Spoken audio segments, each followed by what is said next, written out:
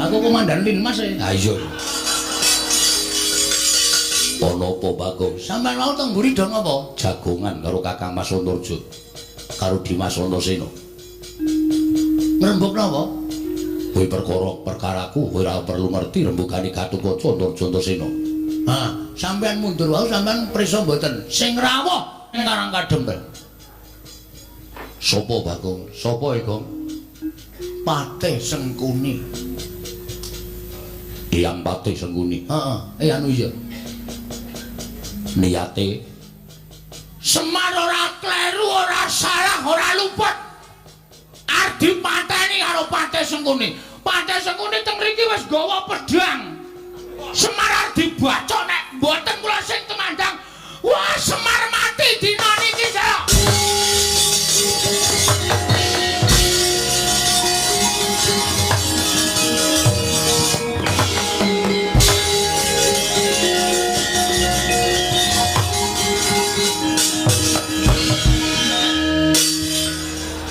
Meneng wae to. Santai.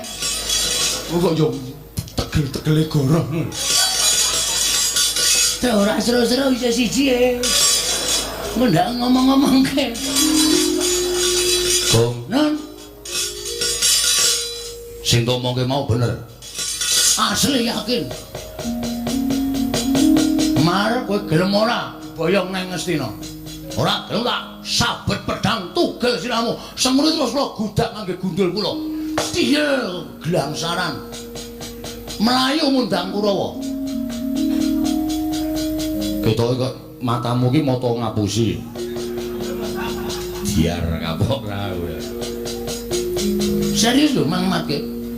Ya Pak ya. Pak. Ya Pak ya. Sadu tak sadu. Ya Pak ya. Iso. Ah, ngayeh. Mboten pitados. Ya, Tru. Ada, Tru.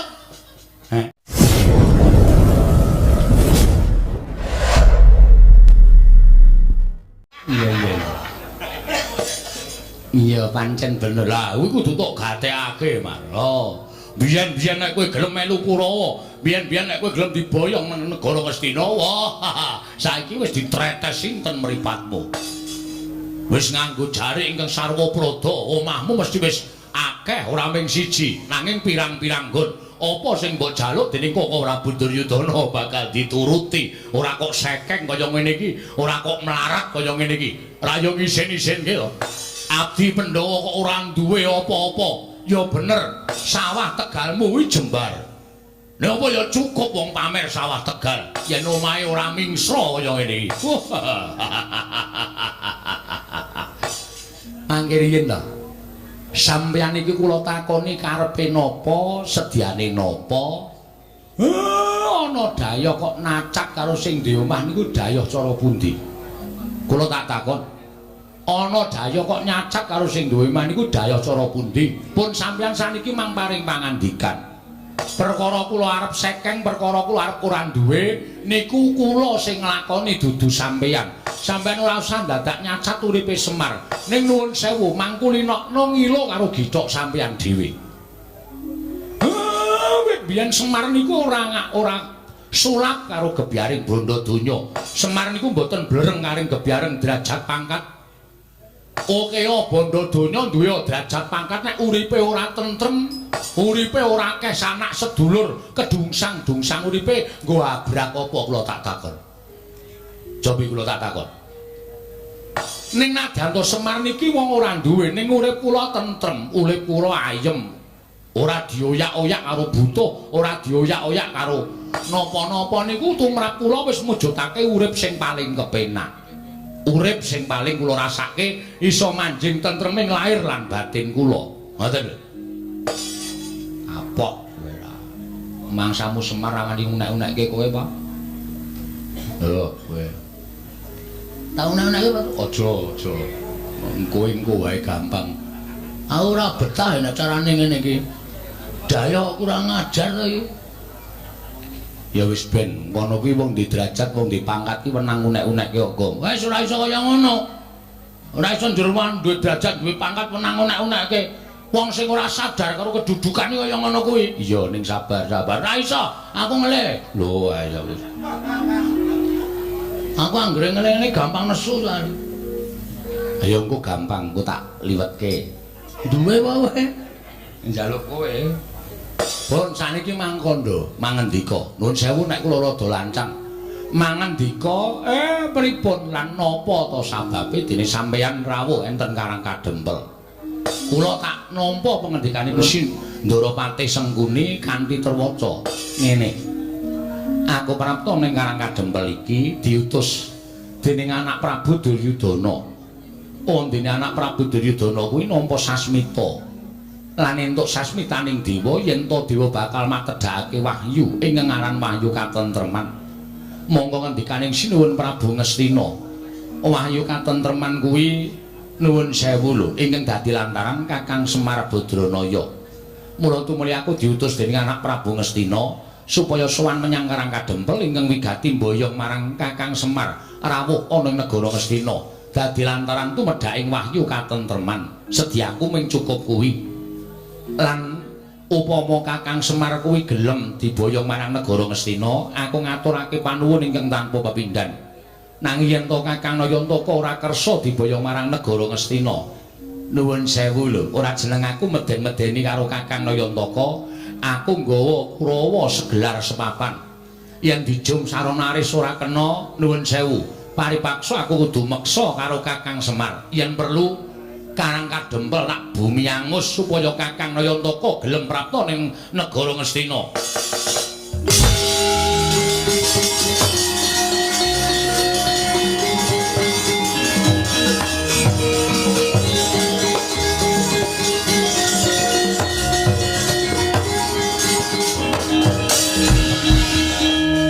Bagong arep ngopo kowe? Bagong kowe sabar kowe. Kowe aja clandhakan. Sing nang ngarepmu ki piyayi luhur, piyayi luhur. Arep piyayi arep piano ora masalah. Iki menyangkut harga diri, Pak. Kowe dunake ngono kok meneng bae kowe iki Semar asli wae udu. Bagong nesu ring nesu. Meneng. Aku sing nandangi Patih Sengkuni. Kuwi Patih, ora wedi. Arep iki Patih, aku ora wedi. Patih ki nek omongane nyak-nyakan kaya ngono, wajib dibikem cangkeme. Ngopo? Aku wedi kono, mlebu ngomong kono. Krukup sarung.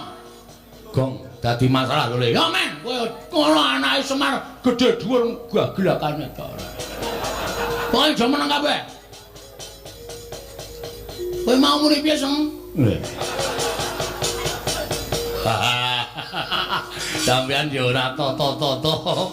Sampeyan paring pangandikan orang gagas nek ning burine Semar niku enten anak-anake. Oh, pun mangsekake kula tak golek rokok. Nendi dur, kentekan rudun mana? Adune kowe wedi mboten kula tenggo teng jaba. Balen ana omonganmu Patih Sengkuni. Yen bapakmu ora gelem diboyong marang negara Ngastina, aku nggawa Kurawa segelar sepapan. Yen perlu Karang Kadempel tak bumi angus supaya bapakmu gelem diboyong ning negara Ngastina. Sing aku tak takon karo kowe, ngono kuwi wis dadi omongane Patih wae. Heeh. Ngono kuwi wis dadi omongane Patih ya. Sing apik kuwi kowe iki ngenggoni derajat lan pangkatmu. Kowe iki ngayomi ya wong cilik-cilik kaya Semar kaya aku kaya Gareng karo Petruk. Ora kok derajat pangkatmu iku meden-medeni karo wong cilik kaya ngene iki. Wong menang apa nggo semenang-menang. Pangkat mbok nggo godho. Kowe ora manut karo aku tak hukum. Kowe ora manut karo aku tak idiasi ramu. Apa wis mau apa jeneng? Pantes. Aku nang ngene iki sok cangkemku sok keslempet. Apa wis mangun? Terus saiki sampean nantang karo Semar. Karang Kadempel tak bumi angus. Kowe nek ngomong ngono kuwi kudu ngematke ne. Ngematke. Mburinge ning Bagong apa ora? Aku ketua Linmas Karang Kadempel. Dadi nek kowe ngrasani Karang Kadempel arep gawe bumi angus ki padha karo kowe ngilani jagane Bagong kowe. Aku nek wis nesu ngene iki ora wedi karo sapa-sapa. Aja kok menungso. aku mung siji, aku bener. Nah aku bener aja kok menungso dewa mudhun kowe tak tantang. Hah? Ora percaya kok Semar iki dewa, bola-bali tak tantang. Ya Pak ya. Iki Sang Hyang Ismanto, Ismaya, hah? Ismaya. Iki bola-bali tak tantang iki mergo aku bener, bapak salah. Bapak nyatane ya ora wani. Ha kok meng pate. Kowe iki alah ning. Kowe iki nek ndek derajat pangkat kowe suwi-wiyah karo wong cilik kaya ngono kuwi tak omongi wis to. Kowe iki ora langgeng lek mudah duwe derajat pangkat. Ora langgeng. Kurang-kurang bejane urang tutup masa periodemu wis disogok rakyat saka ngisor gledhak saka kursi. Muni wae. Kowe aja nyepelekke kawula ngene iki balaku akeh. Kancaku pirang-pirang. Nek cangkemku gelem elek aku provokator wong sakarang kadempel. Kowe dikroyok wong sakarang kadempel modar nang kene kowe seng. Gong kuwi patih. Ya men. Aku ora ngajeni karo derajat pangkate. Ora wedi aku nek patih kudune dibasani kok omongane sapenake dhewe kaya kernet. Saiki arep ngopo kowe? Yen ngono kowe wani karo aku. Lho cah iki piye to? Kenapa wis bengok-bengok kaya ngene kok darani ra wani iki piye to? Wah. SDM rendah. SDM ki apa, Gong? Susu telur madu. Sumber daya manusia, sumber daya pemberdayaan manusia. Ayo muni ae. Kowe wani mungsuh Kurawa. Aja kok Kurawa 100, anake Kurawa kon maju kabeh. Kon sisan kroyok, Bang. Nek aku nganti kalah karo Kurawa, nglalu aku tak. Aku golek wong kena corona tak sedot virusé. Mati aku. Asli kuwi. Asli, aku iki ra ngematke kok lakon ngene iki ra wis bola-bali to. Kowe ngetokke Kurawa ya kalah terus to. Kowe isih arep ngetokke Kurawa. Kowe iki pati goblok banget iki. Wis takono iki sing rawuh dalang-dalang akeh. Tau apa Bagong kalah karo Kurawa? Ora ono, ora payu wayang tak kandhani. Ning mesti menang. Ning sak gedakan iki durung karuan. Kono dibariske Kurawa. Tak trajang ijen ora mundur Kurawa jendundang Bagong. Iki merganing pati. Ah, kowe iki kesuwen. Nek ngene iki mau langsung muni gamelane terus kowe metu terus suasanane iki tegang. Patih klemak-klemek ora. Kono gawe lemper kono. Prek. Ate padake wong rewang. Ayo mau mundur ora mundur. Aku sing arep ngajar karo kowe, Pak.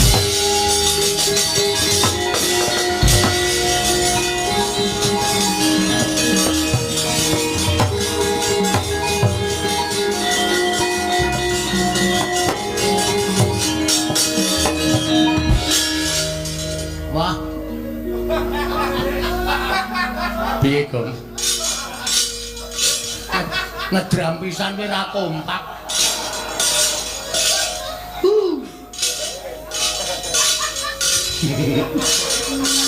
Ya disabar-sabarke ya.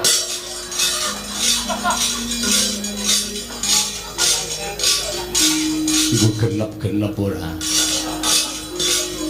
Ngene iki mau tak andani ngene iki. Tang-tang tunggas ngono. Tang-tang des. Dagel aku ilang tadi. Aja. Ora apa-apa. Sesuk 100 wae lho. Ora kleru kok. Caedan. Pancen ket biyen, Pak. Kersane Bapak, kowe iki ngono kuwi iki akibate apa ora tok pikir? Hah? Arep kowe mentang-mentang kaya gendhewa ning nek Kurawa 100 mangkat bareng kowe kalah. Kurawa iki 100 pirang-pirang. Nek Sengkuni ndawuhke Kurawa ngobong Karang Kadempel, telung kedheping netra Karang Kadempel kobong. Kendel ya kendelne nganggo utek ora sapenake dhewe. Iki dienggo sirahmu gedene semono kuwi isine banyu apa otak? Adake sapi teng ya, Dre. Ayo. Ayo otak, ayo otak. gene nek otak kudune iso mikir. Ora sapenakmu dhewe kaya ngono kuwi. Terus arep piye? Aku maju perang. Ijen. Ana ijen kalah. Ha terus? Ha iki anakmu ki mendorong man ngopo iki? Petruk ngewangi gah. Aku ora ndek masalah kok. Mon nek kon ngewangi. Truk, Ngopo?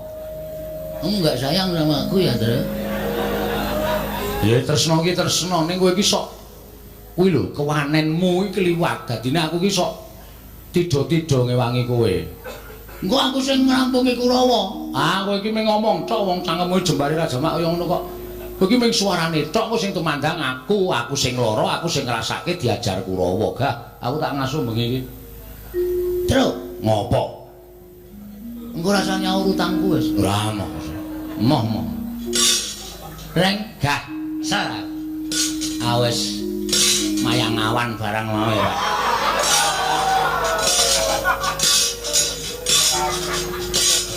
Dasar aku. Wis taktik sewengi. Naskahe. Aku ngetik naskah apa? Beranak dalam kubur. Ayo ora ono lakon wayang kok beranak dalam kubur ora.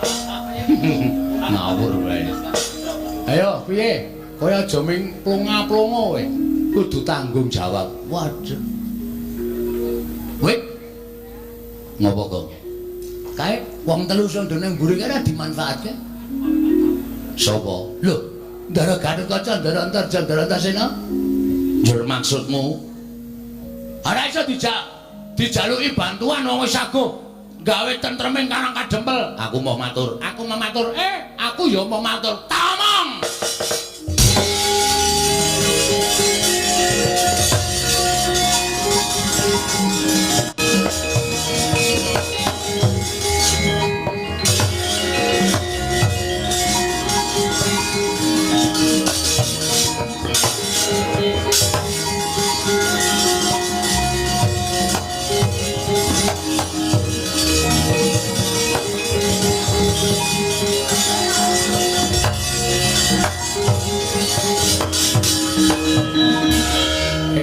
Antasena Karta kek ngendi? Ra ning nggone. Bagong Kidan direret-eret kok ora iso ditras ditancapke. Ditancepke nggone sampean angel. Sampeyan ki canom kok ditancepke angel ra jamak-jamak. Pun iki mamon. Yo. Nggali iki. Malang kerik. Yo. Antasena yo manut wae yo. Aku komandan Linmas e. Ha iya. Ono apa Bagong? Sampeyan mau teng mburi dong apa? Jagongan karo Kakang Mas Antarja karo Dimas Antasena. Ngrembug napa? Kowe perkaraku kowe ora perlu ngerti rembugane Gatotkaca Antarja. Ha, sampeyan mundur wae sampeyan prisa mboten. Sing rawuh ning Karang Kadempel. Sopo Bagong? Sopo Gong? Patih Sengkuni. Hyang Patih Sengkuni. Heeh, anu iya. Niate Semar ora kleru, ora salah, ora luput. Arep dipateni karo Patih Sengkuni. Patih Sengkuni teng mriki wis gawa pedhang. Semar arep dibacok nek mboten kula sing temandang. Wah, Semar mati dina niki, Jaya.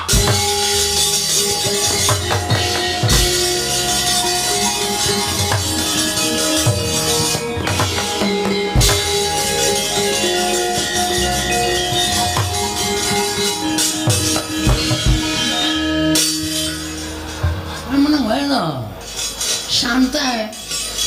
Kok yo tegel-tegele goroh. Teh ora seru-seru bisa siji e. Ndak ngomong-ngomongke. Gong, Non,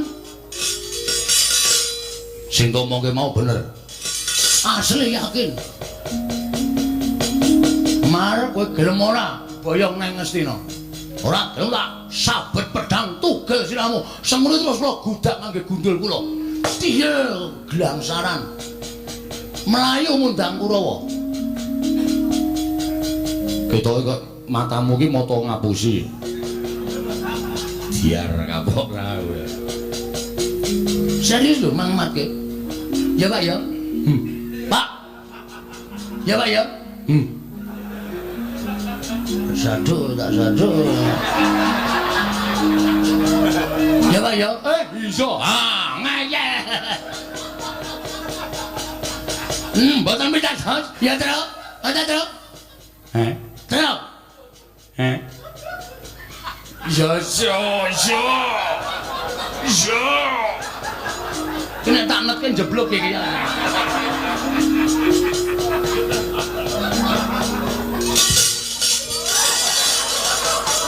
Gareng kok lunga. Gareng ra weruh matane kerok.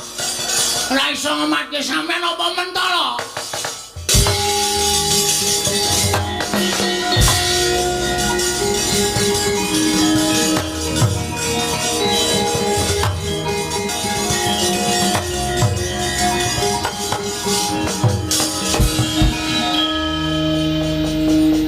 Ketawa, bapak ketawa. Panjen setan tenan. Anak telu sik merosal dhewe sing ragil. Kae engko nek nganti ngerti tok apusi tanggung jawabmu lho. Oke, sing penting Kurawa semingkir sik. Perkara engko aku dikeplaki ndara-ndara ora masalah. Wong angkus kulino dicocoki karo ndara-ndara garuk kaca ndara-ndara nek gojek karo aku yo nganti nangani tenanan. Dirasake lho engko. Oh siap, rasa kuwatir. Ngono. Sik, Pak, sik. Waduh, merono ya Pak ra sida mrene. Apa iku? Monggo panganan. Iku. Arahe iki kaya mrene bol menggoknone yoga. Ha iya. Yoga iki rasa pakane mbok mangan.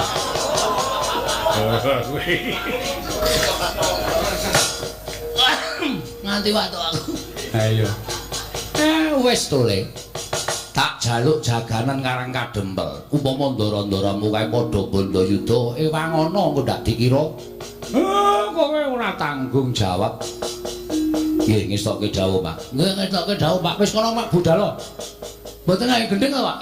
So gending-gending apa? Nganggo gending-gendingan aku tak nentremke ati. Ndedonga muga-muga Karang Kadempel tentrem. Mengko sawise tentrem ana bab ing bakal tak aturake anak-anak Pandhawa kae mau. Oh nggih.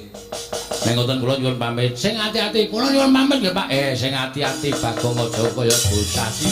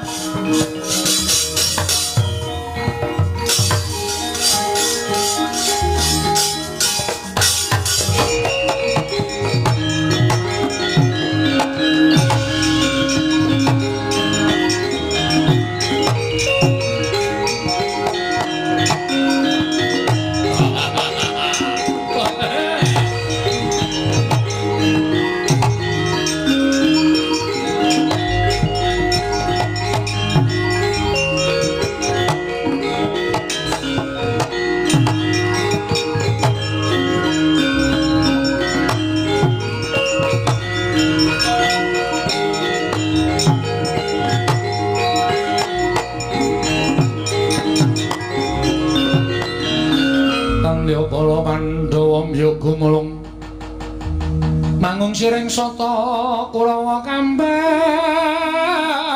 ongke surukatite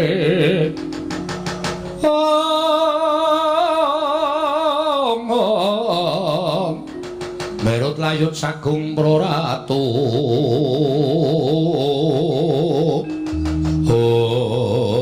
pripun man bareng Bagong muring-muring kok ati kula ora penak. Mule kula medal saking Karang Kadempel, saking Pendapi kula kok kuwatir. Sampeyan ya ora mulak Sampeyan yo ora ngematke nek mburine Semar niku wonten anak-anake Semar. Sing bakale murina nek Semar sampeyan ancam kaya ngoten nika. Pancen tak jarak lho.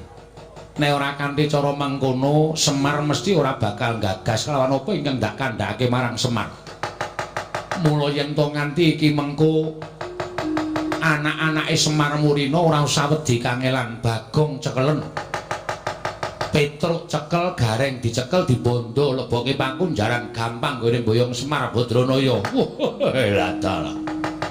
Rewikan dadi grojokan, geguyon dadi tangisan. Lho, pancen kuwi sing diajab kok ora usah dadak petung-petungan sing werna-werna.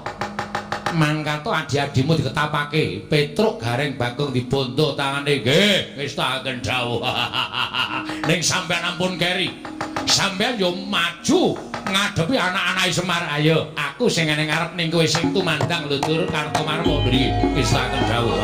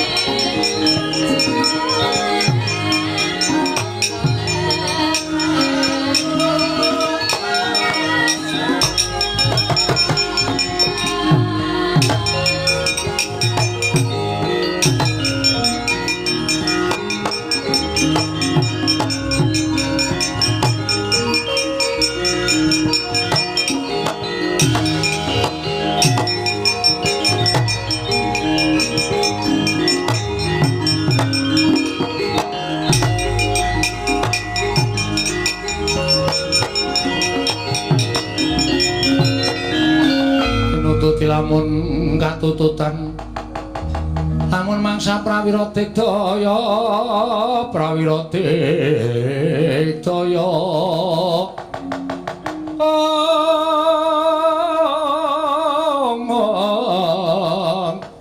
onanggono magawe gelar ira wang-wang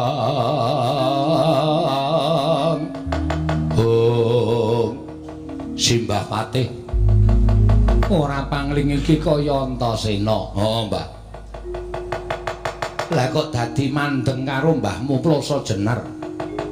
Kaya ora nganggo tata krama. Mbah ya paling ora kuwi ngabekti karo wong tuwa, ora sudi ngabekti karo wong gerang kaya kowe. Lah kok dadi kebangetan Simbah Patih ngagar-agari pedang karo kakekne Semar. Sing arep mbok sabet gulune kakekne Semar nganti dadi muringe anak-anake Semar. Nuwun sewu, Mbah, sampeyan kuwi duwe tata krama ora, duwe unggah-ungguh ora? Nek pancen duwe sedya, duwe karep kuwi aja banjur nggunakake cara kasar. Bejo, iki anak-anak Pandhawa mapan ning Karang Kadempel. Mula kanthi pelapurane anak-anake Semar, yen to Simbah Patih Sengkuni arep gendak sikara karo kakane Semar, aku sing ora trima. Sik ta, sing ngomong gawa pedang ki sapa? Lho, Petruk, Nun, Bagong rene. Nggih. Kang, saya lara weteng itu. Kowe kon rono. Aku lara weteng tenan yakin sumpah iki mbok ana omah salah mangan aku. Salah mangan. Aku mangan mie ayam sak sendoke. Wo. Geragas kok kowe. Ndara Antasena merono arep miterang. Miterang perkara apa? Mau kowe ngomongke nek Ndara Patih Sengkuni nggawa pedang iki mau kae wong loro wis kepethuk wis genah-genahan. Aku yang jelas di kono ben bening suasanane. Asli aku nek ora rono tenan lho, yakin. Iki lho, abing to. Heeh. Iki lara iki dipejet lara. Bagong sakit padarane. Seret kono rene. Kok nyeret e, Gong? Wah, jan ora pri kemanusiaan. Masa wong lara arep diseret. Gorene, Tru. Nggih.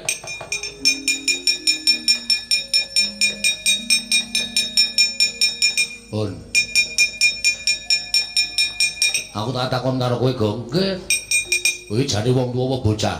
Iki wong tuwa, bocah semene ngentek susu. Kowe mau omong piye? Omong napa? Omong nek Eyang Patih Sengkuni ngagar-agari bapakmu ngau pedang, ngono to? Lho sengkurine muni piye? Kowe mbok aja gawe-gawe. Sing nyekel pedang ki sapa? Ora ana wong nyekel pedang kok kowe senengane gawe-gawe. Lho, mak klap mau apa mau? Hah? Kowe ngene iki mak klap Kae pipa rokok. pedang. Wah, nggih pipa dudu pedang. Lah terus iki piye? Piye iki sudah perang ora? Piye iki mumpung wis ana pencerahan lho iki. Butuhe aku ora perang ora apa-apa, ning bapakmu kudu tekan negara Ngastina dadi srana tumurning wahyu katentreman. Oh, genah perang iki pun dantemi mawon. Lho. Dantemi perkarane apa? Genar boyong bapak. Nek bapak ora gelem sampean arep ngobong karang kadempel, ha ta? Iya, pancen ngono. Iya, pun cedhak ta? Lho, nek perkara karang kadempel ya wis, kuwi dudu perkaraku. Kuwi perkarane wong karang kadempel, dudu perkaraku. Nek aku belani bapakmu Semar, nek perkara karang kadempel ya perkaramu, perkarane Petruk, perkarane Gareng. Yang aku njaluk ngapura. Nggih, padha-padha. Biar kowe. Kapok kowe. Truk. Maju sik wetengku loro. Ya. Nuwun sewu Gandeng Durantasena pun boten mbiyantu kalih kula, nggih kepeksane kula sing belani karo bapak. Nek ngono kowe wangkal, ora menehke bapakmu, tetep kula ajeng wangkal. Nek wangkal wani karo Kurawa, biyen wani saiki wani, Mbah. Ayo buktekke anak-anak Semar Kurawa menang sapa? Pelakon mati dening Petruk Panggau tak ayoni Ndara Kartomarma.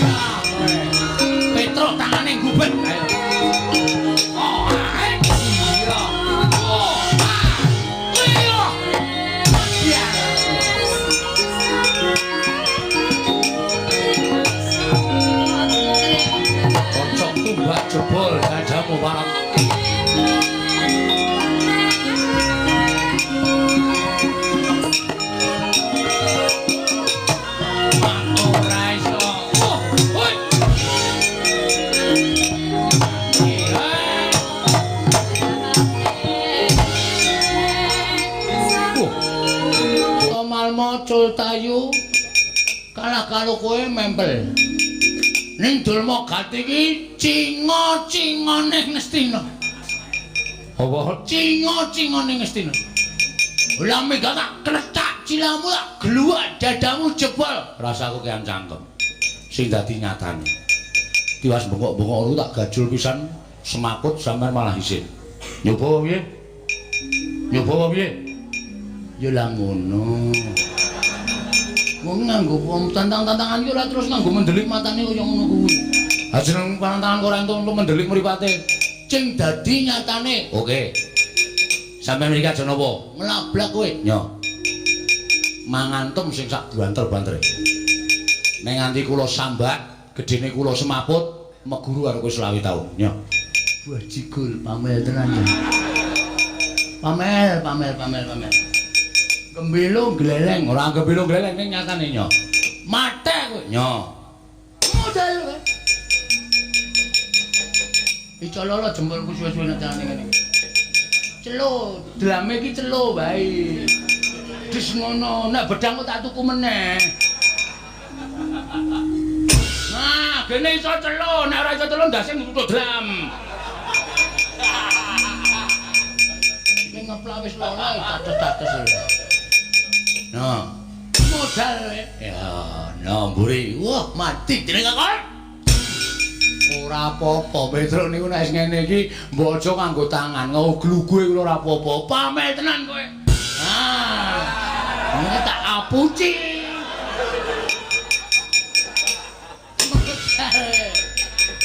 Nyamburi wae piye? Kok aman. Oke, tunggu nang ngene. Aku duwene iki lho, Tru. Wis sakaremu. Iki tau tanggo ngethok wit kambil 7 sedina ora rampung. Ora rampung kok pamer ora. Atos-atos. Ha ya wis ben. Nyo. Cigal cilamu. Nyo. Derek. Dilan kulitmu kenyal. Dilonokke melu lono, dilanekke meneh padha karo dudut-atut suwe ngluthung. Ha iya. Mati. Aja napa? Golek pucukane. Ya. Aku kalah-kalah kowe wilang bebalang. Wah, nganggo kampak. Oh, clewek. Modal. Wah.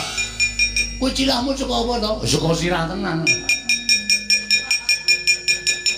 Tutuk cetok. Waduh. Pusaka kok werna-werna. Mati.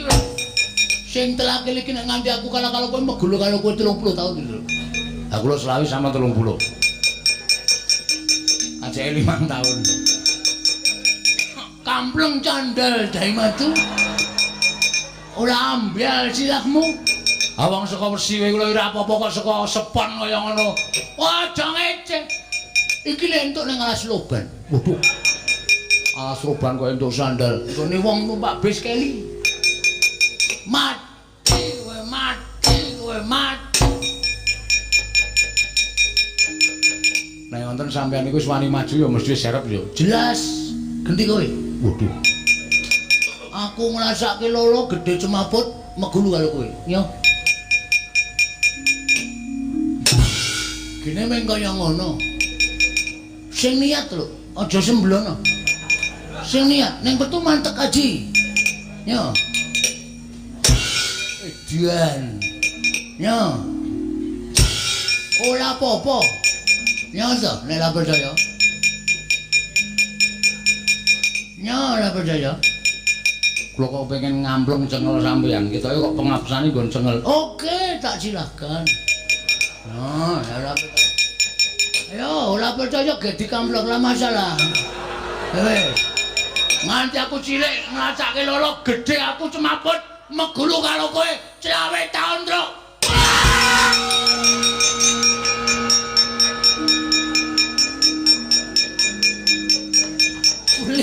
Uri. Dengkulmu melocot. Malah cengengecan lho. Peteluk uli. Kok uri?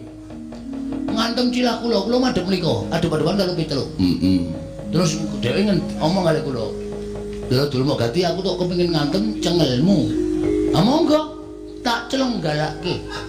Celenggalake. Celenggalake. Sik iki perlu penerjemah lho, Dur. Celenggalake. Monggo. Oh, ana tamu. Ola.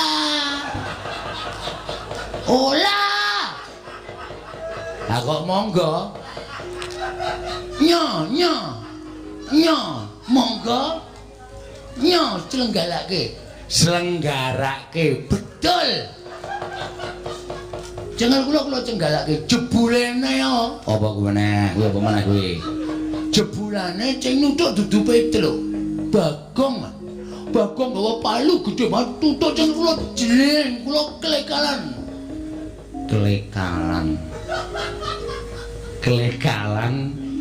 Aduh. Bubuk. Dudu. Klekaran. Nah, terus kalah man. Mundur. Wis cetha nek kuwi dadak gawe mundur. Asem. Nek cara aku isin. Perkarane Petruk ki ponokawan kowe meng batur Petruk ki ponokawan kowe meng pangeran pati kok kalah karo batur iki nek karo isin. Kula kok biasa man. Ora isin. Lah isin iku nggo melem ilang. Lah masalah betul ketemu betul skala kalau Petruk kan dadak Ijen lah madang tenan.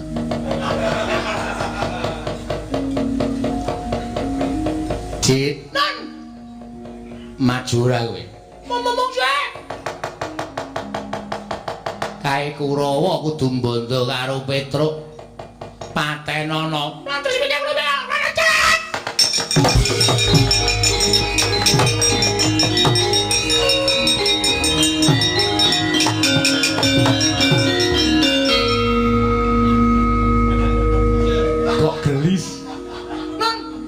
Kok gelis?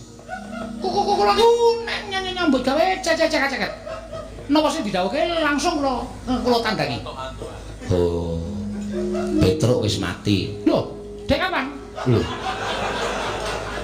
Wis kok dek kapan ki piye to? Lho, jare Petruk mati. Sakit napa?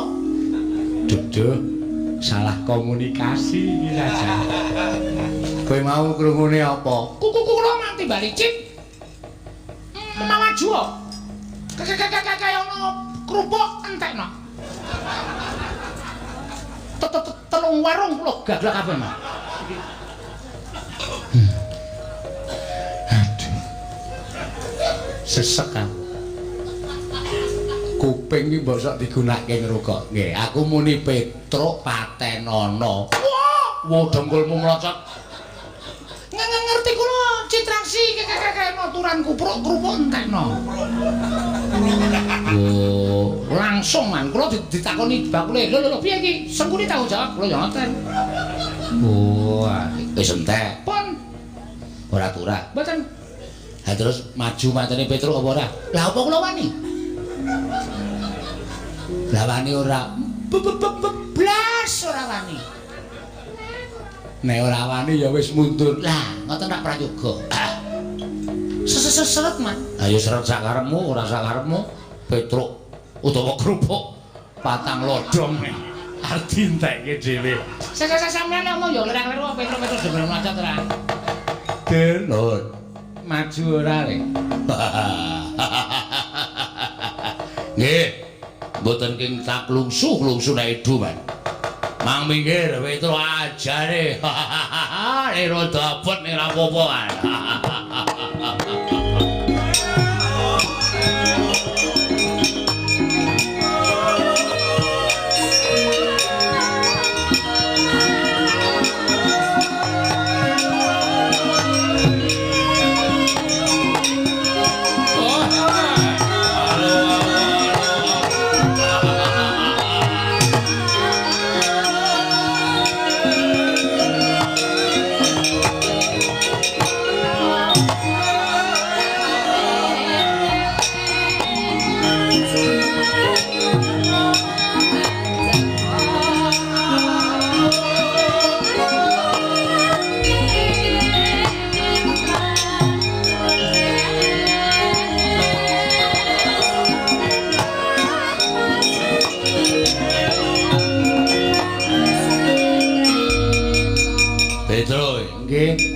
Ndara Dursasana ya.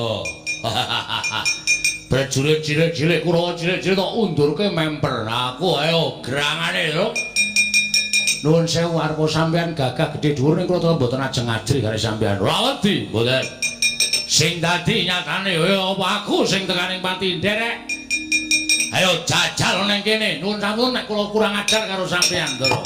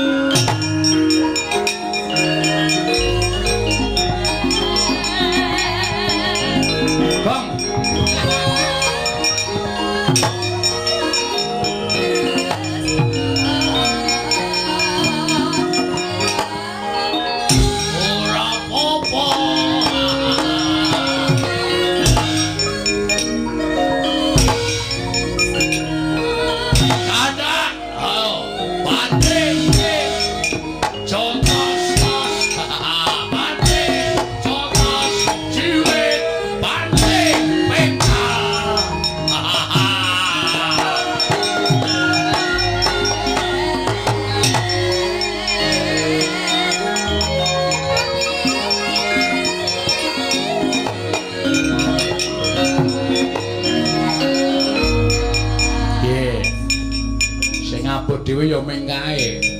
Nek Kurawa liyane aku iso nandangi gawe nek bareng kae lho. Wonten teng jotos-tos. Wonten jotos ciwit pangting pengkal. Nek dikenali apa ora isin. Monggo ditonton Piyai Karang Kadempel semene akeh kok adhe iki jagoan kok dibanteng teng aku ya gumun. Aku ya nganteng lho jare wonten. Asundul jil, ora apa-apa tak antem jil lho. Aku disaut ngene lho. Baneng ora kaya ora kuat kok. Arep bales ya aku. Arep bales ora kuat kok dadak arep bales ora. Iki aku nek ora mlayu ning ngersane Ndarantasena, ora njaluk sabiyantu Ndarantasena, kalah kok. Ana wis gelem bantu ditangisi. Apa ya ade sambat apa Ndarantasena tegel Karang Kadempel dibiyuki Bathang Suta karo Sata Kurawa. Ana kowe sing maju ana, kowe sing matur. Kowe nek nangis wangun. Aku ki anakku mati wae aku nyetel dangdut itu. Setan. Kono mangkat kono. Gus Ndarantasena kedrawasan.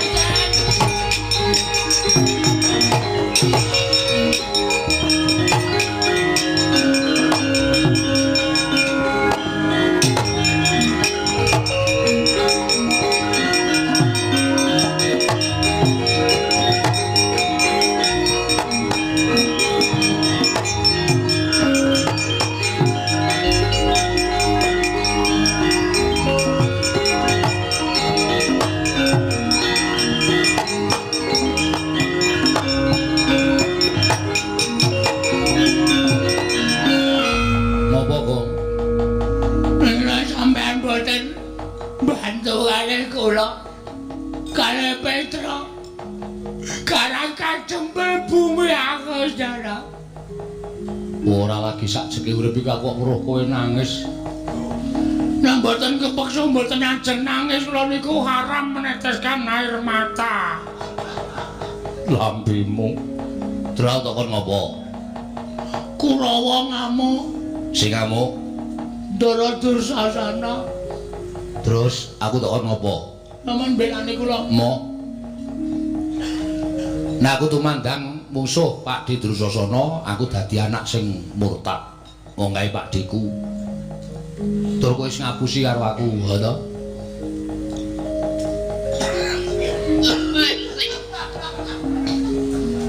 Ngapusi masalah napa? Kowe mau wis goro karo Kakang Garwaca karo Kakang Turjo. Jare Simbah Sekuni nggawa pedang arep nyabut gulune bapakmu. Ngapusi ora? Nggih. Kenapa ngapusi? Ngapusi ning apik kedadeane kok apik. Sampeyan kalih kula kudu duwe semangat ngadepi para Satakurawa ning ora rasa tak perlu ngapusi. Nek sampeyan ora tak apusi, sampeyan mboten ajeng belani para putra-putrane bapak klebu kula Gareng kalih Petruk. Kalih Karang Kademel mboten ajeng mangbelani. Ora usah dadak mbok apusi aku belani. Kula sampeyan niku kulino ngapusi arep satriyane sampeyan niku kulino ngapusi. Lambemu juga. Tak totok lho. Omong-omongan apik-apik kok menekke bendane lambene. Saiki kok kon piye? Kula diwangi. Aku ngewangi kowe gelem. Nek pancen kowe wani tenan, kowe maju musuh Pak Didrasana. Aku wis maju. Kalah. Wis teman-teman. Wis. Wah iki mau ana HP tak video. Tak tuduhke sampeyan nang Maide. Ra nyenengke wonge. Yen ora nyenengke golek wong liya kon ngewangi. Ya wis sampe wae nyenengke tenan. Nyenengke tenan sampeyanku jan gemeske pokoke. Wong kok cangkeme mencla-menclem. Wis tak ewangi. Ning ora aku sing kemandang. Terus aku tak mancing ning awakmu. Tengri? Carane? Ya mlebu ning awakmu. Wah, tenan bedah. Mlebu ki ora kok mlebu kabeh. Wah, nah aku ya tak kabehke. Rugi kok ya. Maksud iki ora mlebu sak ragane. Terus mingsuk makuthok mlebu ning awakmu kowe engko dadi wong digdaya. Yakin? Tenan. Serius? Iya. Carane? Liwat pundi? Liwat cangkem? Ora. Apa liwat buri? Buri niku ciut ning ombo. Enggak mon. Moh ngampet ambegan. Ngampet ambegan. Wis, kowe meneng bae merem. Nggih. Kok iso melek? Kelakuane cupet ya. Hidupe iki cupet. Ya wis, ngampet ambegan. Wis aku tak mlebu ning awakmu ya. Nek wis mlebu ning awakmu kowe engko mungsuh Pak Didrasana nek lumrah mesti menang. Serasa kuwatir. Aku tak mlebu ning awakmu. Kowe engko iso apa-apa. Wis ngono wae ya, Gong. Toto-toto lahir batin. Slamudar. Omong wae ora. Ya jaluk ngapura. Wis kek ngambet ambegan. Ing tan samar pamoring sukma sinukmaya winayu ing asepi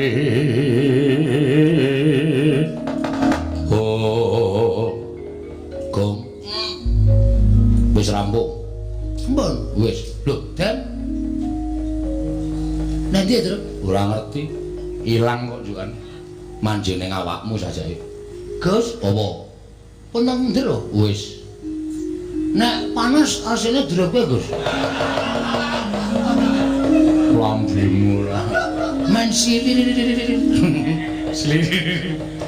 wis cukup ning kene Gong terus niki daya kekuatane kowe iso digdaya yakin iya kowe iso ngopo-ngopo iso ambles bumi iso mabur wah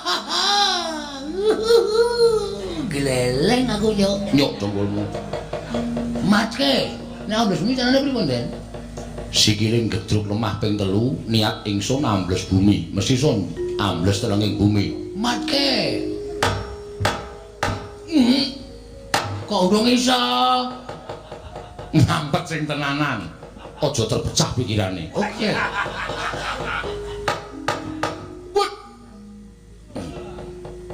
Truk gleleng kowe Gong butuh telo ora ora tak colongke mesake ora urung arep dadi panen kok wis tok totoli wedan mayit apa Truk moh iki lho pirang-pirang sarean nih heeh ora ning kono kok ndak kuwarat ora iki arep benake ana sing madhep ngetan lho kuwi paling pengen omong-omongan terus jajale iki paling aduh wah bajigur sapitan ya Truk Sopir ora munggah. Wah, padahal sapitan kampung iki. Warna-warna. Musim hujan sambar bledek ndasmu. Sambar bledek mboten ora. Petruk ki cangkeme elek ora. Wis ben-ben kesamber. Wah yo, krungu lho aku. Ih kowe gong-gong.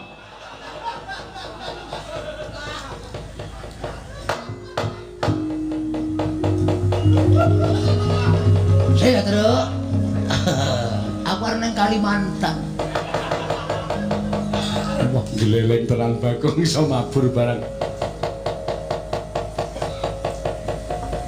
Ngandel ora. Lah wis nggowo pemean pirang-pirang kowe.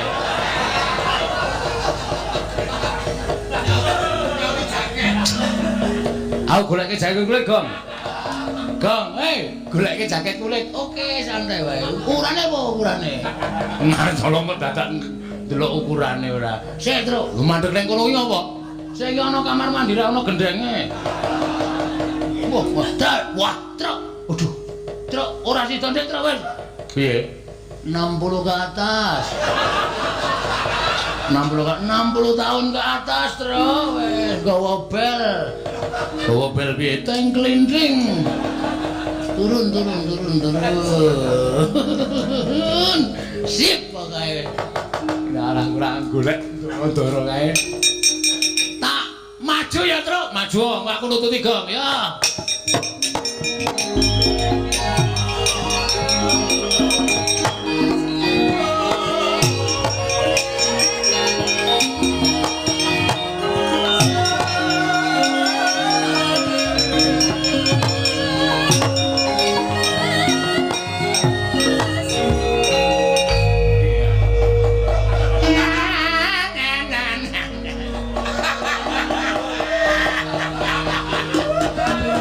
Ngopo Truk?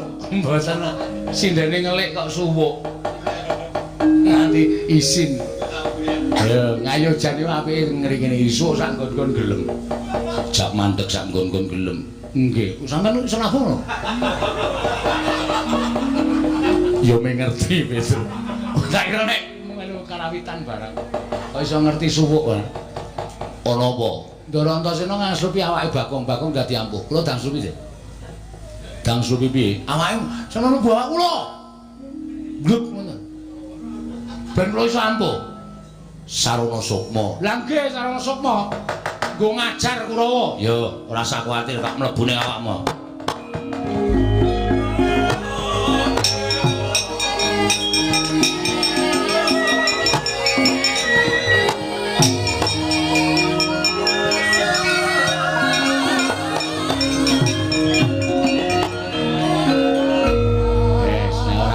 Wis ora gayeng. Kula iso ambles bumi, iso. Terus kekuatan kula iso nyembur kaya ula. Wah, gawe mlonyoh ndasmu kowe, Gong. Anggere pamer tak mlothok kulite mbok ora.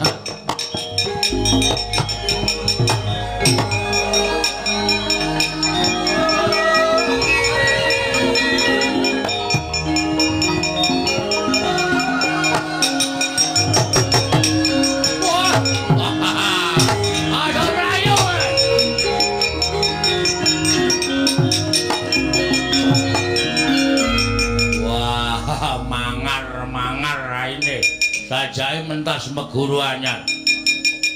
Rasa kokean gunung sing tanpa guna Dursasana. Kowe mau ngajar aku lho banting-ting. Aja jos, banting, aja tos, jiwit, kempal, bengkal. Saiki wayane mangsa kana. Kowe du ngerti kadigdayane Bagong. Wah, ayo nek pancen kowe ndek kekuatan tokno legane atiku. Weh, kowe arwani karo Bagong, lakon lho.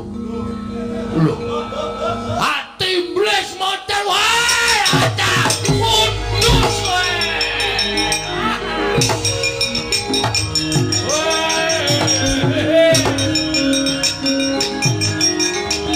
Karo Pangeran Pati kok kalah karo Bagong. Kowe iki kadang nata kok kalah karo Bagong.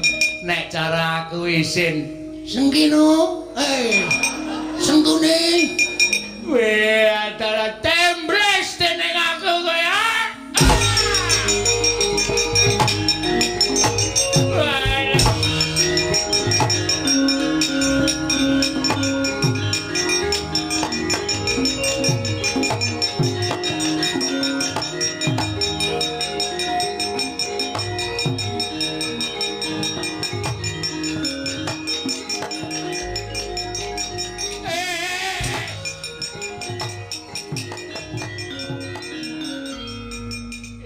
sapa iki?